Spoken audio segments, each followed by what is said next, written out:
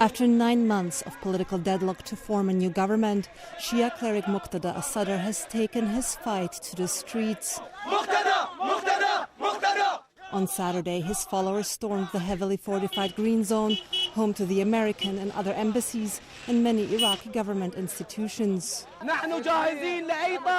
We are ready for any emergency that affects Iraq and the Iraqi people. We are following instructions. Maybe there will be a sit-in. Maybe we will withdraw. No one knows. Our leader, Muqtada al-Sadr, is the decision maker.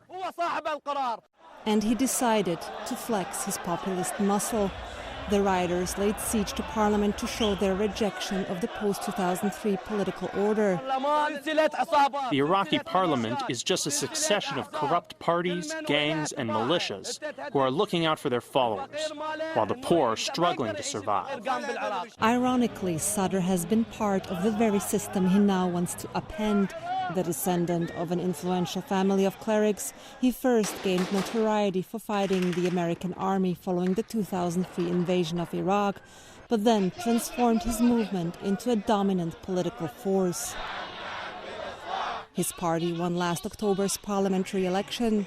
In a bid to tighten his grip over the state, he broke with the previous custom of sharing power with other Shia parties, but ultimately failed to form a government.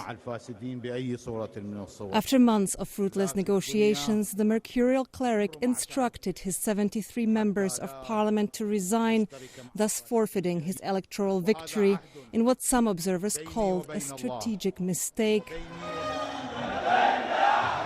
Now his followers are occupying parliament and blocking the election of a new president and prime minister.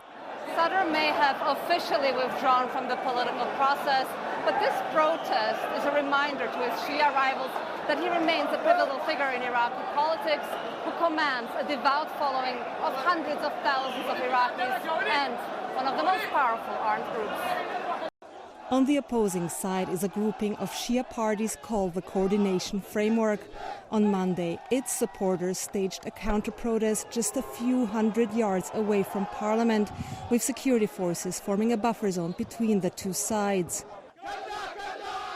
The framework includes Iran-aligned parties and former Prime Minister Nouri al-Maliki, who has been Sadr's arch-enemy ever since he launched a battle against Sadr's militia in 2008. The trigger for the Sadrist insurrection was the framework's impending nomination of Mohammed Shia al-Sudani as Prime Minister. Sudani served in Maliki's government, an unacceptable affiliation for the Sadrists. He is rejected. It's the corrupt ones who chose him, not the people. He has been part of this political system. I ask him what he thinks about the coordination framework. They don't represent the Shia, and they don't represent the Iraqi people. They represent only themselves. Prime Minister Mustafa al-Kadhimi, who rose to power with Sadr's backing, asked security forces to protect the crowds and appealed for calm. We must all cooperate to stop those who accelerate this sedition. And everyone must know very well that the fire of sedition will burn everyone. The framework's leadership has called for dialogue, which could pave the way for a compromise that would leave Kadhimi in office for another term. But with both sides armed to the teeth, there's fear that the tiniest spark could ignite violence.